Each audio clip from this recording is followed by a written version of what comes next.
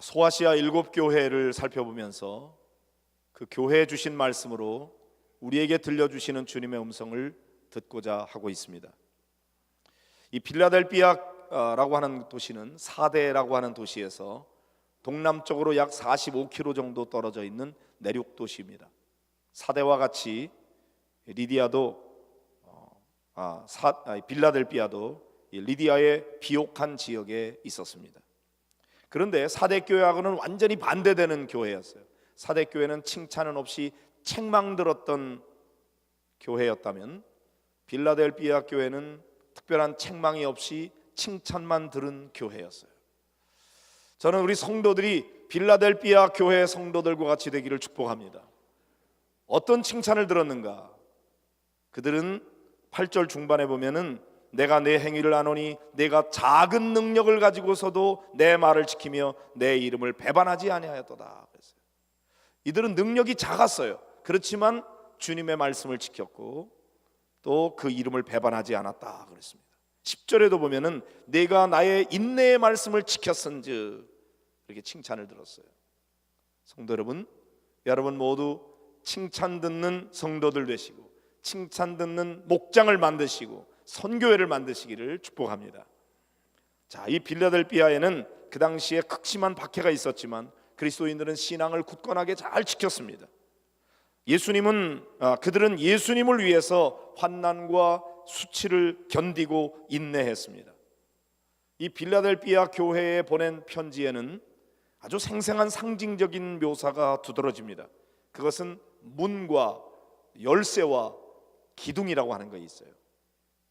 자, 우선 8절에 보면은 내 앞에 열린 문을 두었으되 능히 닫을 사람이 없으리라.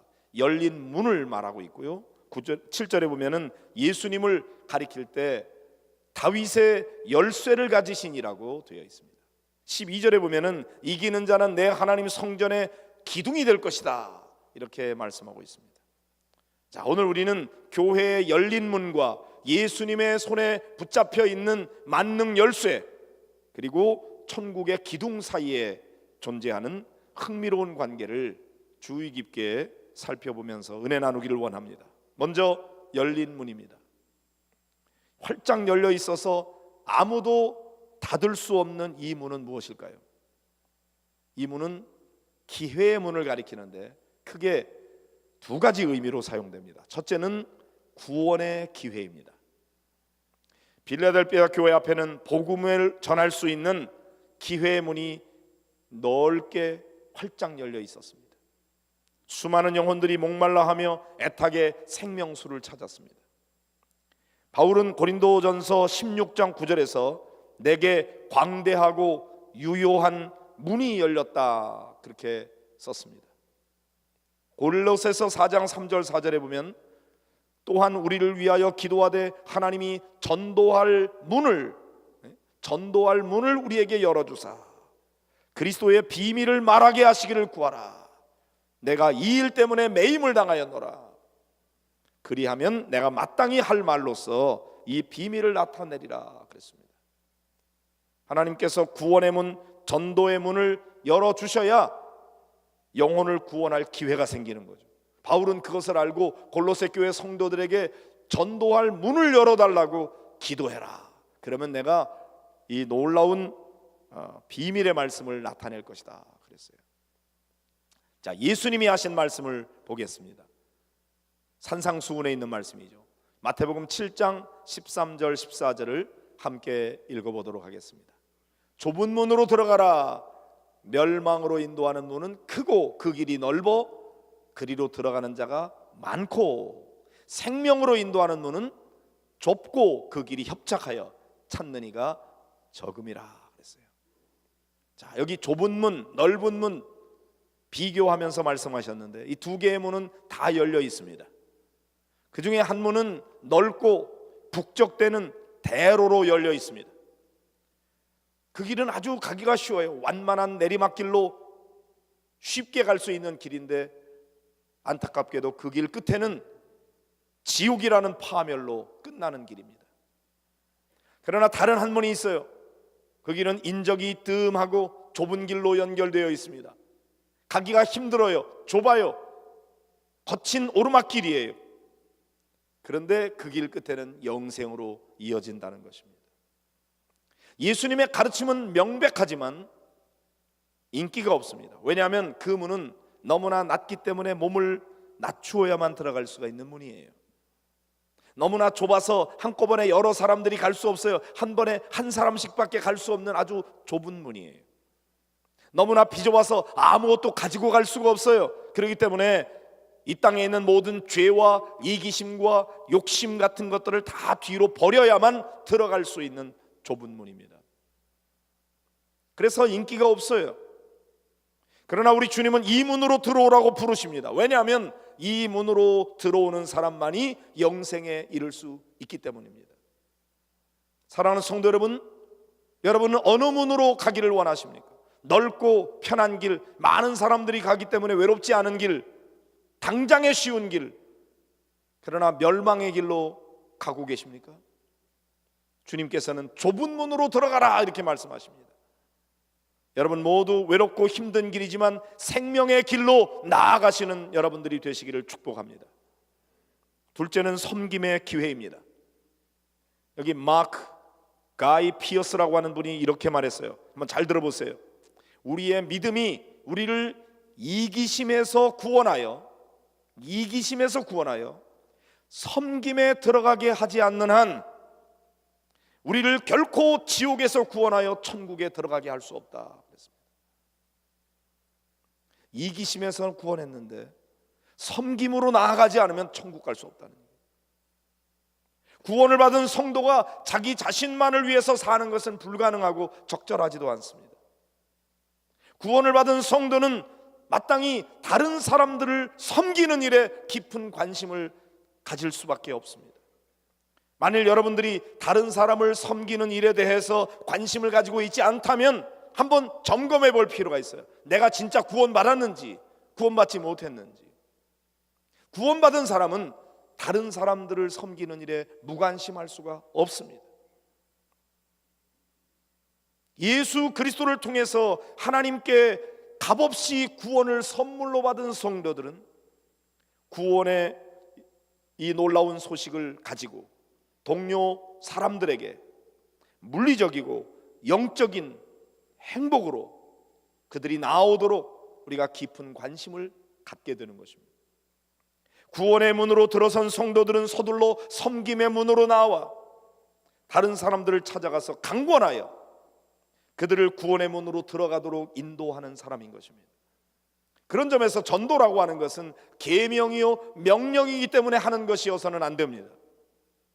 구원받은 성도는 다른 영혼들을 섬기기 위해서 전도할 수밖에 없어요. 다른 사람들을 위한 최고의 섬김은 곧 전도입니다. 왜 그렇습니까? 전도만큼 다른 사람들을 가장 잘 섬길 수 있는 것이 없기 때문입니다. 전도하지 않음으로 말미암아 믿지 않아요. 복음을 듣지 못했어요. 그래서 결국은 멸망할 수밖에 없는 그 영혼을 구원의 길로 인도하는 일, 그 일이기 때문에 가장 위대한 섬김은 전도인 것입니다. 빌라델피아 교회는 작은 능력을 가지고 있었다고 기록하고 있습니다. 아마도 이 교회는 다른 교회에 비해서 교세가 작았던 것 같습니다. 교인 수가 적었어요. 어쩌면 이 교회는 다른 교회에 비해서 그 교회에 나오는 성도들이 낮은 계층의 사람들이었을지 모릅니다. 많이 배우지 못하고 재정적으로도 많지 못하고 지위도 높지 못한, 그래서 이 도시에 별로 영향을 끼치지 못하는 교회였는지 몰라요. 그러나 그들은 주님의 말씀을 지키고 그 이름을 배반하지 않았다고 칭찬을 들었습니다. 아마 이들도 많은 박해 속에서 적당히 타협하거나 침묵하고 싶은 유혹을 느꼈을 겁니다. 그러나 그들은 그렇게 하지 않았어요. 그럼에도 불구하고 작은 능력이었으나 끝까지 말씀을 지켰고 주님의 이름을 배반하지 않았어요. 그런 면에서 칭찬을 받았습니다. 또한 사탄의 회당, 곧 자칭 유대인이라고 하지만은 그렇지 아니하고 거짓말하는 자들이 그들에게 있었는데 그러나 주님께서는 그들 중에 몇 사람이 회심하게 될 거다. 그래서 이 교회에 와서 그 발 앞에 절하게 될 것이고 주님께서 이 교회를 얼마나 사랑하는지를 그들에게 알게 하겠다, 이렇게 말씀하셨습니다. 이 말은 그들이 본래 박해자였으나 이제는 회심해서 예수님의 공동체를 하나님이 사랑하시는 새로운 참 이스라엘로 겸손히 인정하게 될 것이라고 하는 뜻입니다. 그 다음에 세 번째는 장차 온 세상 사람들을 시험할 때가 올 것을 예언하십니다. 장차 닥쳐올 환난을 의미하는 거죠. 그들 앞에는 박해의 먹구름이 몰려오고 있고 언제라도 폭풍이 들이닥칠 것 같은 그런 상황 속에 놓여 있습니다. 그러나 빌라델비아 교회는 인내의 말씀을 지켰기 때문에 주님께서 그들을 지켜줄 것이고 이 시험의 때를 면하게 해주겠다고 말씀하셨습니다.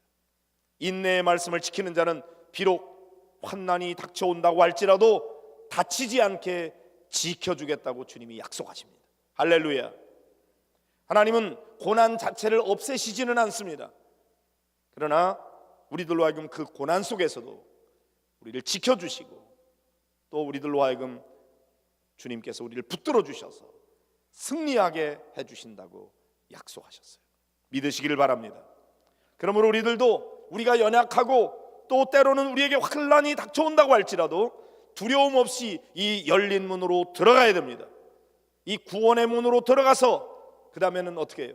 나누어주고 베풀어주고 섬기고 돌보는 일을 해야 되는 것입니다. 주님께서 여러분이 그 일을 잘 할 수 있도록 지켜주시고 붙들어 주실 줄로 믿습니다. 그런데 안타깝게도 우리에게는 제대로 갖추어진 훈련된 사람들이 부족한 것 같습니다. 때로는 유능하게 훈련되었지만 예수님께 온전히 헌신된 사람들이 너무나 부족해요. 예수님을 위해서 바울이 표현한 것처럼 모든 것을 해로 여길 사람들, 그렇게 사도적인 열정을 지닌 그리스도인들이 절실히 필요합니다. 열린 기회의 문은 많은데 그 문은 열려 있는데 그리로 들어가는 사람들이 너무나 적을 뿐입니다. 제가 요즘에 신방들을 하고 있습니다. 새가족 신방도 하고 또 목자 목녀들을 위해서 신방합니다. 그런데 제가 너무나 안타까운 것은 새가족들 가운데에도 목장 사역을 하겠다고 희망하고 있는데 그들을 돌보아줄 목자 목녀가 없어요. 좀 그분들이 이런 일을 사역을 해주면 좋겠는데 그렇게 하겠다고 나서지 않아요. 교회에서 나름대로 훈련하고 나름대로 양육하고 그렇게 열심히 하고 있는데 목자 목녀감이 너무 부족해요. 더욱 헌신된 그리스도인들을 우리 교회가 찾고 있는데 여러 가지 여건들 때문에 우리 교회에 찾아오는 분들 돌봐야 될 사람들이 많이 있는데 그 사역을 감당할 일꾼이 적어요. 여러분들이 잘 훈련받아서 우리 교회의 좋은 일꾼이 되시기를 주님의 이름으로 축복합니다. 헌신된 그리스도인이 되시기를 바랍니다. 여러분이 구원받았습니까? 구원의 문을 통과한 성도들은 이제 섬김의 문으로 들어가야 하는 것입니다. 빌라델비아 교회에 말씀하시는 분은 어떤 분입니까? 7절을 보십시다. 시작. 빌라델비아 교회의 사자에게 편지하라. 거룩하고 진실하사 다윗의 열쇠를 가지시니 곧 열면 닫을 사람이 없고 닫으면 열 사람이 없는 그가 이르시되 그랬어요. 이게 예수님을 가리켜서 거룩하고 진실한 분이라고 말하죠. 이것은 구약 성경에서 주로 하나님을 가리킬 때 쓰는 말이에요. 그분의 손에 뭐가 있어요? 다윗의 열쇠가 있어요. 이 열쇠는 그분이 열면 닫을 사람이 없고 그분이 닫으면 열 사람이 없는 절대 주권을 가지고 있는 열쇠예요. 이 열쇠가 아직 예수님의 손에 들려 있습니다. 이 열쇠를 가지신 주님께서 문을 열어놓고 계세요. 아직 열려 있을 때 들어가야 하는 것입니다.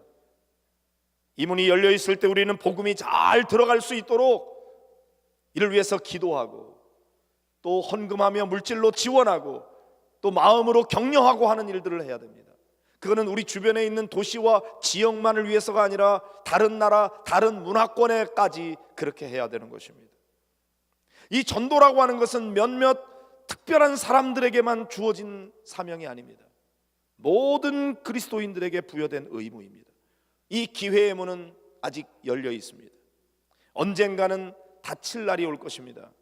그 문이 닫히면 기회는 더 이상 우리에게 주어지지 않습니다. 이 기회의 문이 열려 있을 때 부지런히 전도하시기를 바랍니다. 문이 닫혀 있을 때는 억지로 문을 부수고 들어가려고 하지 마세요. 주님 앞에 기도하면서 주님이 문을 열어주실 때까지 기다려야 됩니다. 열쇠는 주님이 가지고 계십니다.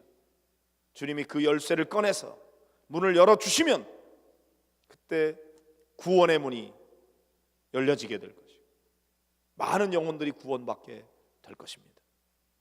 이제 주님의 부탁의 말씀이 있습니다. 11절을 같이 읽어보도록 하겠습니다. 내가 속히 오리니 내가 가진 모든 것을 굳게 잡아 아무도 내 면류관을 빼앗지 못하게 하라 그랬어요. 빌라델비아 교회의 그리스도인들은 전진할 뿐만 아니라 견고히 서야 했습니다. 어떤 원수에게도 상급을 빼앗겨서는 안 되었습니다. 아무도 내 면류관을 빼앗지 못하게 하라 그렇게 말씀하십니다. 비결이 뭐예요? 주의 말씀을 굳게 잡는 것입니다. 그러면 면류관을 빼앗기지 않는다. 마지막으로 이기는 사람에게 주시는 특별한 약속이 있습니다. 너무나 귀한 약속이죠. 같이 보실까요? 12절의 말씀입니다. 이기는 자는 내 하나님 성전에 기둥이 되게 하리니 그가 결코 다시 나가지 아니하리라. 내가 하나님의 이름과 하나님의 성 곧 하늘에서 내 하나님께로부터 내려오는 새 예루살렘의 이름과 나의 새 이름을 그의 위에 기록하리라 그랬습니다. 할렐루야. 열심히 전도하는 빌라델비아 교회의 교인들에게 이보다 더 적절한 상급이 또 있겠습니까? 그런데 이것은 빌라델비아 교회인들에게만 해당되는 것이 아니라 오늘 우리에게도 똑같이 해당되는 상급입니다. 이 생에서 쉬운 길을 버리면 우리는 내세에서 하나님의 성전의 기둥이 됩니다. 우리가 천국의 기둥으로 세워지면 아무도 그것을 흔들어 무너뜨릴 수가 없습니다. 이렇듯 이 생에서 순례자가 되면 우리는 내세의 기둥이 됩니다. 담대히 섬김의 문으로 나아가면 우리는 안전한 낙원에서 영영 추방되지 않습니다. 세상에서 예수님을 위해 우리의 이름을 버리면 내세에서 우리의 기둥에 새 이름이 영원히 새겨집니다. 첫째는 하나님의 이름이요, 둘째는 새 예루살렘의 이름이요, 셋째는 예수님의 이름입니다. 이것이 열린 문으로 용감히 나아가서 악의 세력과 싸워 이기는 모든 성도들에게 주어지는 장차 우리의 아름다운 위대한 모습인 것입니다. 그러므로 이제 남은 것은 우리의 반응입니다.